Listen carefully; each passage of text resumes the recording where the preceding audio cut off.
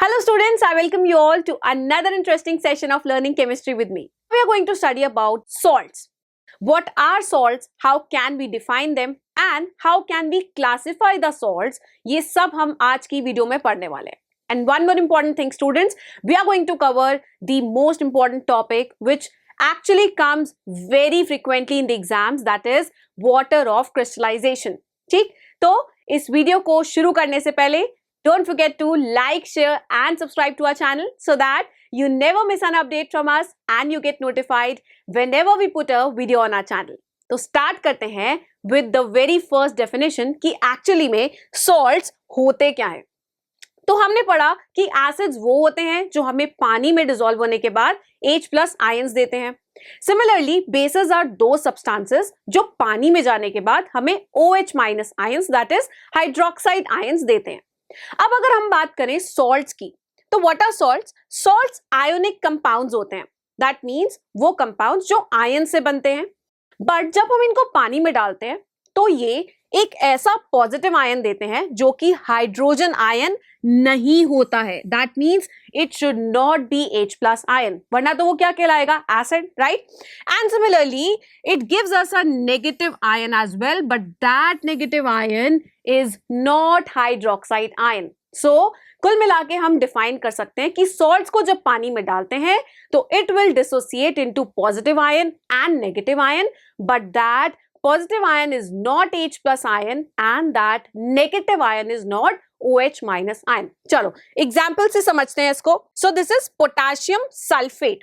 अब potassium sulphate एक salt है. जब मैंने इसे पानी में डाला I got two ions. One was potassium ion and the other was sulphate ion which is an अनायन. Okay, चलो हम सॉल्ट्स को एक और तरीके से डिफाइन भी कर सकते हैं. This is not the only definition. Okay, so it defines that salts are the compounds form by the partial और total replacement of the ionizable hydrogen atoms of an acid by the metallic ion or ammonium ion. Well ये बहुत ही बड़ी सी definition को हम बिल्कुल simplify करके पढ़ते हैं. ठीक, सो इट इज सेइंग कि हमने एक एसिड में से या तो उसके सारे हाइड्रोजन आयंस या फिर एक या दो हाइड्रोजन आयंस को पार्शियली रिप्लेस कर दिया. किसके through? By the metallic ion और द अमोनियम आयन. चलो इसको एग्जाम्पल के थ्रू समझते हैं. So we have H2SO4, right? This is sulphuric acid. ये हम सबको पता है, which is called the king of chemicals. अब इस एसिड में से अगर मैं दोनों हाइड्रोजन को रिप्लेस कर दूं with a metal ion, now what is that metal ion? You can clearly see this metal ion is sodium ion. ठीक, तो जैसे ही मैंने H2SO4 में से दोनों हाइड्रोजन आयंस को रिप्लेस कर दिया with a metal ion, it becomes sodium sulphate. तो इस सोडियम सल्फेट को हम क्या बोलेंगे? We are going to call this sodium sulphate a salt. So हम सॉल्ट्स को इस वे में भी डिफाइन कर सकते हैं. चलो आगे बढ़ते हैं डेफिनेशन के बाद on to the next topic, that is classification of salts. हम कैसे क्लासिफाई कर सकते हैं? Let's see. So I can classify salts on two basis, right? पहला होगा हमारा criteria on the basis of same positive और नेगेटिव रेडिकल. अब ये रेडिकल क्या होता है? रेडिकल एक फैंसी सा वर्ड है just for the ion, right? तो सेम पॉजिटिव आयन हो या फिर सेम नेगेटिव आयन हो किसी सॉल्ट में, तो उसके बेसिस पे हम सॉल्ट्स को क्लासिफाई कर सकते हैं. And the second classification will be on the basis of their pH, which we have already started. हम लोग pH के बारे में पढ़ चुके हैं, राइट? तो उसके बेसिस पे हम लोग सॉल्ट्स को भी क्लासिफाई करने वाले हैं. चलो let us see the first classification, that is on the basis of same positive or negative radical, or I can say same positive or negative ion. ठीक, तो you can see पहली जो फैमिली मैंने बनाई है that is the family of chloride salts. क्या तुम देख सकते हो कि इन तीनों सॉल्ट्स के अंदर we have chloride ion as the common ion. ठीक, तो जो इसका नेगेटिव रेडिकल है वो कॉमन है सब में.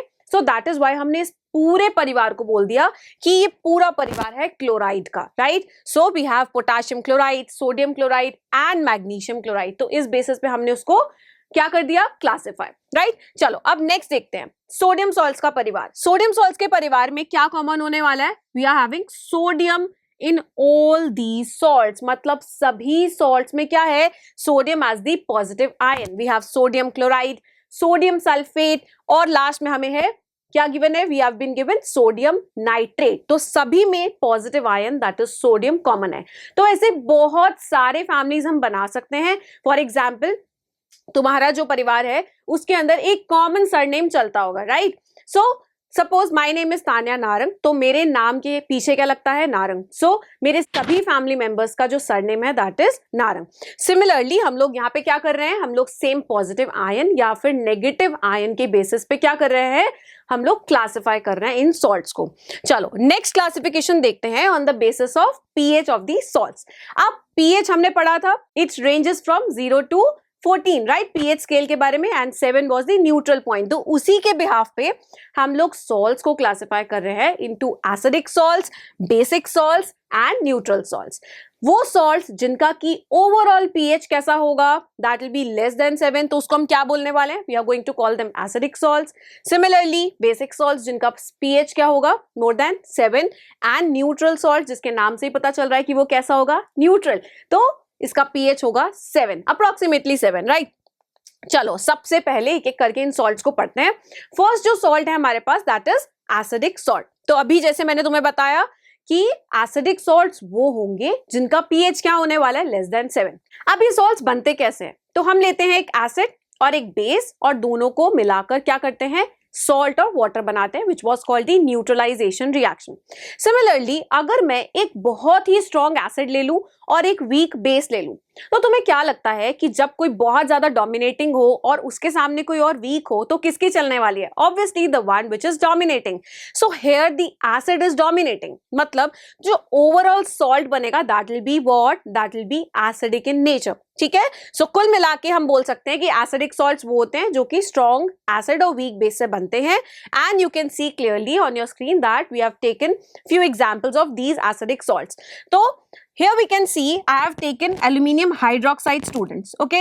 ये जो aluminium hydroxide है ना, ये एक weak base है, तो मैं short में लिख रही हूँ यहाँ पे weak base that is WB, right? And HCl that is hydrochloric acid which is a strong acid। तो acid strong है, base weak है, तो हमें कैसा salt मिलने वाला है? We are going to get acidic salt. So अगर तुमसे कोई पूछे what kind of salt is AlCl3 या फिर इसका एक्वस सॉल्यूशन में कैसा पीएच मिलने वाला, it will be less than 7, right? Similarly अगर मैं नेक्स्ट एग्जांपल को देखूं, so I have a weak base which is ammonium hydroxide and a strong acid which is hydrochloric acid। तो मैं शॉर्ट में लिख रही हूँ SA and WB, okay? तुम्हें याद रखना है। So this will result into the formation of another acidic salt which is ammonium chloride। ठीक? So similarly I've given some more examples जिसके अंदर ये salts किससे बने हुए हैं?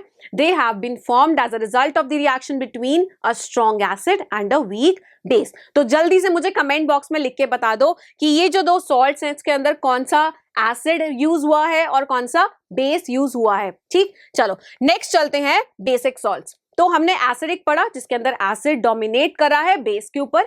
Similarly we are going to study basic salts जिसके अंदर की बेस डोमिनेट करने वाला है एसिड पे, मतलब बेस बहुत ज्यादा स्ट्रॉन्ग है और एसिड कंपैरेटिवली उसके सामने कमजोर है। So overall I can say that कि इसका पीएच कितना होने वाला है? It will be more than 7। क्यों? बिकॉज बेसिस जो होते हैं उनका पीएच कहां से कहां रेंज करता है? Ranges above 7, right? 7 से 14 के बीच में हमने जब पढ़ा था पीएच स्केल के बारे में। सो दो salts which are formed by strong base weak acid, और I can say in other words जिनका की पीएच 7 से ज्यादा होता है उसको हम बोलेंगे बेसिक सॉल्ट्स। चलो तो देखते हैं एग्जांपल के थ्रू। So we have been given NaOH that is a strong base. ठीक है? SB लिख रही हूं, and H2CO3 which is carbonic acid, ये है हमारा वीक एसिड। तो यहाँ पे कौन डोमिनेट कर रहा है? This base is dominating over the acid. तो हमें कैसा सॉल्ट मिलने वाला है? We are going to get as a product of the neutralization a salt which will be basic in nature. तो हम बोलेंगे कि सोडियम कार्बोनेट एक बेसिक सॉल्ट है। ठीक है? सिमिलरली एक और एग्जाम्पल हमने लिया है, ये क्या है? This is neutralization reaction. ठीक है? तो हमने इस न्यूट्रलाइजेशन रिएक्शन में एक बेस लिया है, लेकिन इस बेस की स्पेशल बात ये है कि ये बहुत ज्यादा स्ट्रॉन्ग है। एंड सिमिलरली एक एसिड लिया जो कि बहुत वीक है। Can you name this acid? फटाफट से कमेंट बॉक्स में लिख के बता दो इस एसिड का नाम क्या है। And this is a weak acid, ठीक है। तो this strong base reacts with this weak acid and as a result of this reaction we are going to get a salt जिसका की नेचर कैसा होने वाला है, it will be basic in nature, right. तो हम यहाँ लिख देते हैं that this will be a basic salt, and what will be the name of this salt? This will be potassium acetate, and obviously we are going to get water क्योंकि neutralization reaction है। Similarly, दो examples हमने और लिए, that is sodium acetate and sodium bicarbonate, और जल्दी से मुझे लिख के बता दो comment box में कि ये दोनों salts कौन से acid और कौन से base से बने होंगे, and obviously हम basic salts में पढ़ रहे हैं तो उनका nature कैसा होगा, that will be basic in nature। चलो नेक्स्ट क्लासिफिकेशन पे चलते हैं और पढ़ते हैं न्यूट्रल सॉल्ट्स के बारे में। तो हमने पढ़ा acidic salts, basic salts, next is neutral salt. तो एसिड भी बहुत स्ट्रांग है और बेस भी बहुत स्ट्रांग है, दो स्ट्रांग लोगों के बीच में लड़ाई करवा रहे हैं, तो दैट मीन्स कोई नहीं जीतने वाला, there will be a tie. So this tie will result into the formation of a salt जिसका कि pH 7 होने वाला है या फिर 7 के ऑलमोस्ट इक्वल होने वाला है, ठीक है।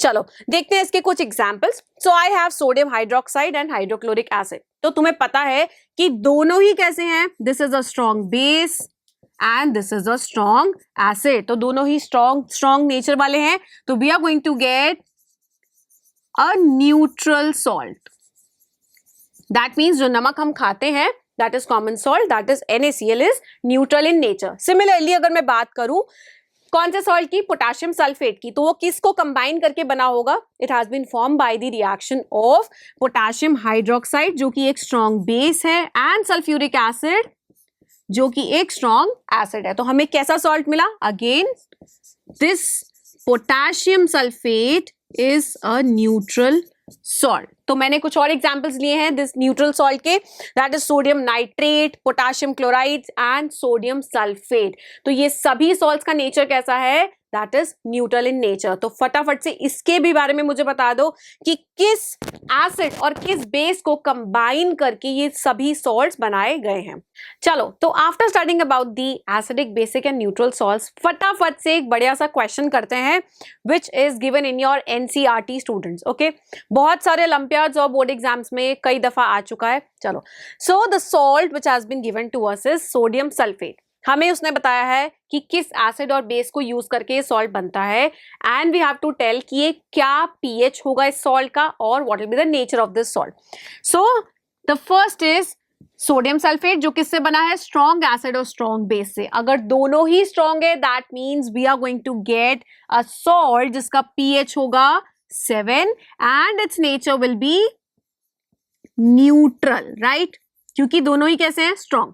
नेक्स्ट देखते हैं अमोनियम सल्फेट। ये मैंने तुमसे पूछा भी था, have you written in the comment box और नॉट येट, जल्दी से बता दो मुझे कि अमोनियम सल्फेट बना है sulphuric acid which is a strong acid and ammonium hydroxide which is a weak base उसके रिएक्शन से। तो एक स्ट्रॉन्ग है दूसरा वीक है and what is that stronger thing, that is acid. तो हमें कैसा सॉल्ट मिलने वाला है, we are going to get an acidic salt and if it is an acidic salt तो इसका pH होगा less than 7। So let me right it here that it's nature will B acidic. And the last is sodium bicarbonate. तो ये किसके reaction से बना है, एक वीक एसिड और एक स्ट्रॉन्ग बेस के रिएक्शन से बना है। तो अगर बेस डोमिनेट कर रहा है तो इसका pH will be more than 7 students and the salt will be, what will be its nature, it will be basic in nature, ठीक है। So with this we have completed the classification of salts, right. अब हम पढ़ते हैं एक बहुत ही interesting topic that is water of crystallisation. चलो तो तुम्हें दिखाती हूँ कुछ बहुत ही कलरफुल से सॉल्ट्स। क्या तुमने इन सभी सॉल्ट्स को कभी भी अपनी लैब में देखा होगा, दैट इज कोबाल्ट नाइट्रेट, निकल sulphate, iron sulphate, copper sulphate, ये सभी कैसे सॉल्ट्स हैं, बहुत ही कलरफुल से सॉल्ट्स हैं। वेल क्वेश्चन आता है कि ये कलर इनमें आता किस वजह से है, एंड द सेकंड क्वेश्चन जो हमारे दिमाग में आता है, क्या ये सॉल्ट्स एक्चुअली में ड्राई हैं या फिर वेट हैं। दिखने में तो मुझे ड्राई ही लग रहे हैं। चलो इन सभी क्वेश्चंस को डिकोड करते हैं, but first let me tell you students, ये जो वाटर ऑफ क्रिस्टलाइजेशन है ये क्या करता है, इन सभी सॉल्ट्स को sometimes it imparts the colour to these salts, right, और ये जो क्रिस्टलाइन शेप है इनका वो भी इसे इम्पार्ट करता है। वाटर ऑफ क्रिस्टलाइजेशन एक्चुअली में होता क्या है, it is basically the fixed number of water molecules which are present in one formula unit of the salt. That means copper sulfate को हम कैसे लिखते हैं? We write it as CuSO4.5H2O. This .5H2O is denoting water of crystallization, right? चलो कुछ ऐसे salts देखते हैं और जिनके पास water of crystallization होता है. For example, we have blue vitriol, washing soda, gypsum, POP and green vitriol. Can you see कि सभी salt में dot something लिखा हुआ है? This dot something is denoting the water of crystallization, students. तो अगर मैं पूछूं कि इस एक formula unit of copper sulfate में कितने water of crystallization है? You can clearly see that we have how many water of crystallization? We have 5 water of crystallization. Similarly, you can see in सभी salts में different number of water molecules present है एक single formula unit of salt में, which are denoting its water of crystallization, जिसकी वजह से इनका ये crystalline shape होता है या फिर they give us very beautiful different colors, right? चलो आगे बढ़ते हैं और देखते हैं कि क्या मैम ऐसे भी सॉल्ट्स होते हैं जिनके पास की वाटर ऑफ क्रिस्टलाइजेशन नहीं प्रेजेंट होता है? यस ऑफ कोर्स, जो रोज नमक हम खाते हैं that is common salt, that is an anhydrous salt. And means absence, मतलब हाइड्रेशन नहीं है, वाटर के मॉलिक्यूल्स प्रेजेंट नहीं है. सो वी हैव 3 एग्जांपल्स जो कि हमारे एनसीईआरटी में भी गिवन है, that is common salt, baking soda and ammonium chloride. And you can clearly see इसके अंदर वाटर मॉलिक्यूल्स प्रेजेंट नहीं है. There is no water of crystallization, hence we call them anhydrous salts. So with this we have come to an end of this video. We have learned about salts, their classification and very important topic, that is water of crystallization. Well, I hope you found this video very useful, and if you like this video then don't forget to share with your other friends as well. Thank you and see you in the next video.